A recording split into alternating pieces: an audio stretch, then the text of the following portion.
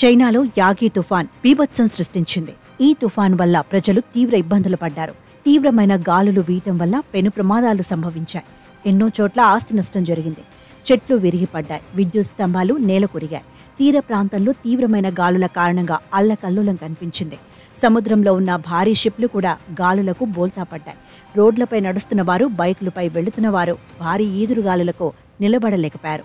బైకులతో పాటుగా కింద పడిపారు. ఈ దృశ్యాలు ప్రస్తుతం సోషల్ మీడియాలో వైరల్ అవుతున్నాయి. తుఫాను అనంతరం కూడా ప్రజలు ఇబ్బందులు ఎదుర్కొంటున్నారు.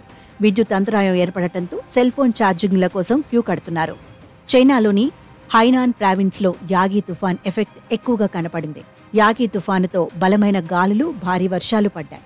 విద్యుత్ అంతరాయం ఏర్పడటంతో సెల్ ఫోన్లలో ఛార్జింగ్ లేక నానా అవస్థలు పడ్డారు ప్రజలు.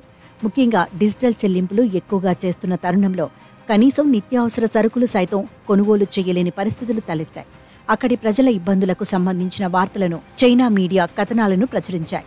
ఇక ప్రభుత్వం స్పందించి యాగి తుఫాను ప్రభావిత ప్రాంతాల్లో ఛార్జింగ్ స్టేషన్లను ఏర్పాటు చేసింది. ఇక తాత్కాలిక ఛార్జింగ్ పాయింట్ల వద్ద ప్రజలు బారులు తీరారు. తమ తమ సెల్ ఫోన్లు, ఛార్జింగ్ కేబుళ్లను పట్టుకుని వీధుల్లో నిలబడ్డారు. దీనికి సంబంధించిన వీడియోలు కూడా ప్రస్తుతం సోషల్ మీడియాలో వైరల్ అవుతున్నాయి. సాధారణంగా వరద బాధితులు ఇళ్లు కోల్పోవడం, ఆస్తులు, పంట నష్టం జరగటం వల్ల ఇబ్బందులు పడతారు. కానీ చైనాలో మాత్రం సెల్ ఫోన్ల ఛార్జింగ్ కోసం క్యూ కట్టడంపై నెటిజన్లు రకరకాలుగా కామెంట్ చేస్తున్నారు. డ్రాగన్ దేశంలో టెక్నాలజీపై ప్రజలు ఇంతలా ఆధారపడ్డారని అంటున్నారు.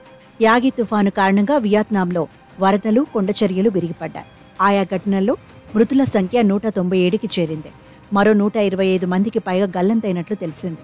ఉత్తర వియత్నాంలోని లావోకాయ్ ప్రావిన్స్లోని లాంగ్నో కుగ్రామం వరదలకు కొట్టుకుపోయింది. తాజాగా 7 మృతదేహాలు లభ్యమయ్యాయి.